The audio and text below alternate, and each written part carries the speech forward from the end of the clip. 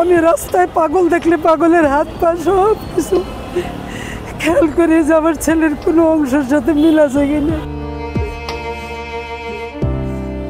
আমার ছেলেকে 2009-এ 27শে অক্টোবর কে বা কারা সিভিল ড্রেসে ক্যান্টনমেন্ট রজনীগন্ধা চেকপোস্ট থেকে ধরে নিয়ে যায়।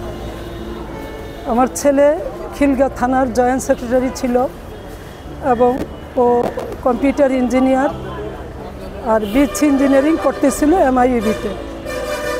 আসানুল্লাহ থেকে কম্পিউটার ইঞ্জিনিয়ারিং পাস করে। নিয়ে যাওয়ার পর আমি যখন খোঁজ পাই রাত 11টায়, তখন সাথে সাথে চেকপোস্টে লোক যায়, লোক যে জানতে পারে যে হ্যাঁ এই ঘটনা এখানে হয়েছে। এই সিপাহীরা বলে, আর্মি সিপাহীরা এবং MP শাহাদাত, তখন কর্তব্যরত ছিল MP শাহাদাত। পরবর্তীতে আমি র্যাব হেডকোয়ার্টারে যাই, র্যাব 1-এ, র্যাব 4-এ, র্যাব 1-এ, কোথাও কোনো সংবাদ পাই না। শুধু বলে আমরা তাকে নেই এই নামে কাউকে নেই। র্যাব হেডকোয়ার্টারে মাহমুদুল হাসানের সাথে দেখা করি। মাহমুদুল হাসান অস্বীকার করে। পরবর্তীতে বলে যে আমাদের নাম বলে অন্যরা উঠায় নিয়ে যায়। পরবর্তীতে দোষ হয় র্যাবের।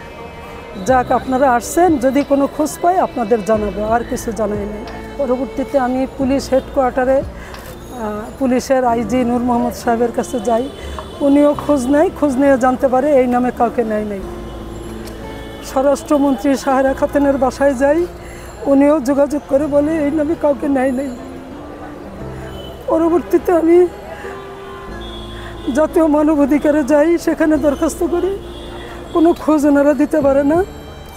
লাস্টে আমি কোনো একজনের মাধ্যমে হাইকোর্টে আমি কেস দেই র্যাবের বিরুদ্ধে। কেস দেওয়ার পরে 6 মাস কেস চলে, র্যাব অস্বীকার করে আমরা এই নামে কাউকে নেই। লাস্টে কেস খারিজ করে দেয়। খারিজ করে দেওয়ার পরে আমি অসহায়ের মতো থাকি। এ যাবৎ আমি ভিতরে ভিতরে বহু খোঁজ করি, কোথাও কারো সরকারের কাছে দাবি আমি আমার ছেলের সন্ধান চাই।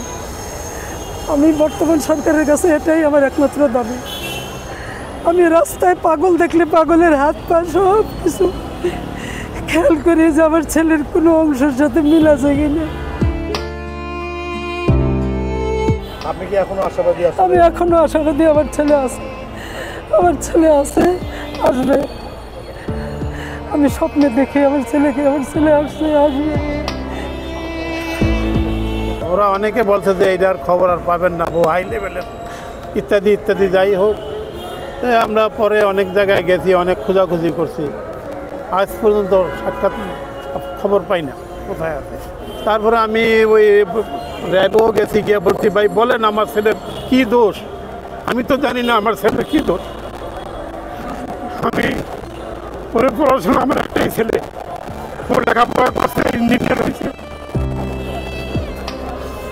যাই হোক, আমি এখনো পাই না ভাই। ছেলের নাম মাহমুদুল হক রনি। ওই যে র্যাবে নিয়ে গেল, এরপর তো আর খোঁজখবর নিয়ে আর পাই না। যেখানে যাই সেখানেই বলে না এই নামে আমরা করে পাই না।